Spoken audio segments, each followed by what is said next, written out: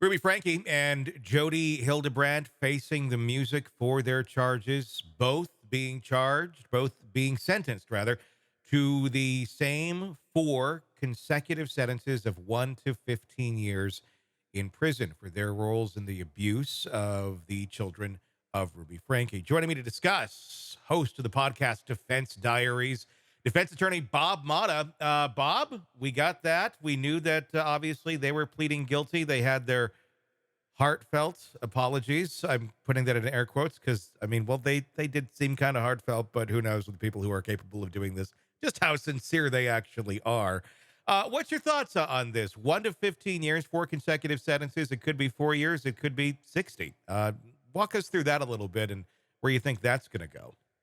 Yeah, I mean, the judge gave a wide berth, and essentially, it sounds like they go in front of a parole board out there, and they plead their case in terms of, what the sentence will actually end up being. Hmm. Uh, it's stiff sentence, man. And in terms of, everybody's sorry when they get caught. Hmm. Yeah. You know what I mean? Where was all that sorrow when it was happening? Hmm. So like that kind of heartfelt apology falls on deaf ears when it comes to sentencing a vast majority of the time because, you lacked that humanity at the time that the abuse was occurring. So, I mean, you and I both said you wanted him going away for the full slate, man. So, I remember when we were talking about it, and I thought it would land somewhere in the 15-year to Hmm. like 20-year range, which is a lot.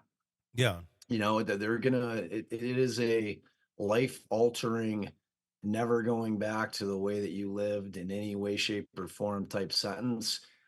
Even if they shave it off and they cap it at like 16 years with those things all running consecutive. The question that I don't know the answer to because I don't practice out there is whether or not they have the ability to make those run concurrently, Hmm. meaning on that they run at the same time. Because as the judge had it, it was going to be strictly consecutive, so Hmm. which means one after another. So heavy penalty, heavy duty abuse. I mean, Yeah. like I think the lesson to be learned from that is if you're gonna do that kind of physical and psychological damage to your kids, prepare to prepare to do some heavy time for it.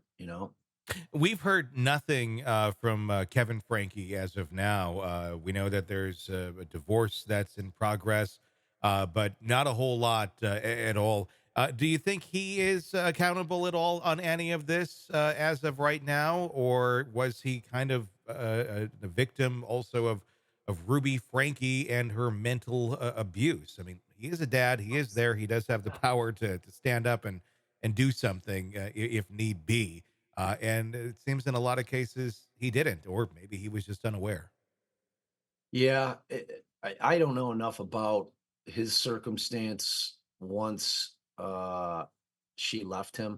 Hmm. I just don't know if he was going over to because once she started staying with Jody, that changed the dynamic. So I don't know how much he knew. I mean, when parents separate from one another, they're typically not going out and hanging out in the new house. You Hmm. know what I mean? So you really don't know. The issue is were the kids telling him? Like, we're not talking about toddlers here. We're talking about near adult kids, some of them, you know what Yeah. I mean? Where they could easily have said, Dad, you know, uh, this thing that's going on with mom and Jody is like insane. Hmm. Like they're completely abusing us. And whether or not those conversations took place is where that question really lies. You know what I mean? So, I mean, if the kids haven't thrown their father under the bus, but I think you and I talked about that a few months back. That puts the kids in a very difficult position.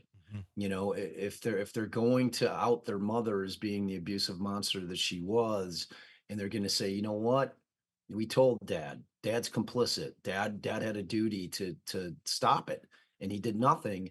You're essentially, as the children are getting rid of both of your parents, essentially, knowing Hmm. that they're both going to be on trial and theoretically that both of your parents are going to be in prison.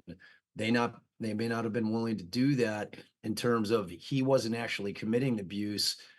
It was his omissions in terms of his duties as a father that were his failings, and maybe in their mind it was forgivable if they made him aware of it. You know what Mhm. I mean? But that's the question we don't know. Yeah. We don't know how much he knew or how much he didn't know. So, like I am sure that the state has looked into it Mhm. and you know that they've evaluated whether or not they think they have a case against him, and I think at least to this point, I mean, it doesn't sound like they're moving on him. Yeah. So, and I haven't heard any grumblings about it or rumblings either. So, Hey, it's Tony Brueski. If you like the podcast, be sure to like, subscribe, and press that bell so you don't miss any of our updates on the cases we're following for you right here at the Hidden Killers podcast from True Crime Today. And thanks